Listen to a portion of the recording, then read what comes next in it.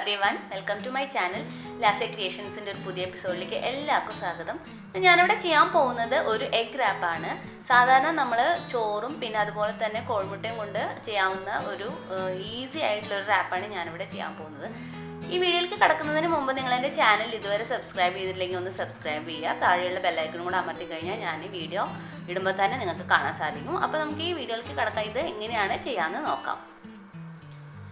ഇത്രയും സാധനങ്ങളാണ് നമുക്ക് ഈ എഗ് റാപ്പ് ഉണ്ടാക്കാൻ വേണ്ടിയിട്ട് ആവശ്യമുള്ളത്. അതായത് ഒരു ബൗളിൽ ഞാൻ ചോറ് എടുത്തിട്ടുണ്ട്. ഇത് ബസ്മതിയാണ്. നിങ്ങൾക്ക് ഇഷ്ടമുള്ള അരി എടുക്കാം. അതായത് നിങ്ങൾ എന്താണ് ഉപയോഗിക്കുന്നത്, മട്ടയാണോ അത് ഏതാണോ അത് നമുക്ക് എടുക്കാം. പിന്നെ അതുപോലെ തന്നെ ഇത് 2 കോഴിമുട്ട ഞാൻ ഉടച്ച് ഉപ്പും പിന്നെ കുരുമുളക് കൂടിയും ചേർത്ത് മിക്സ് ചെയ്ത് വെച്ചിരിക്കുകയാണ്.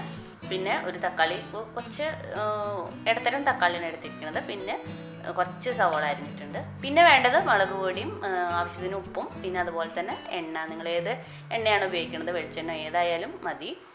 അപ്പം നമുക്കിത് ചെയ്ത് തുടങ്ങാം. ഇത് എങ്ങനെയാണ് ഉണ്ടാക്കാമെന്ന് നോക്കാം.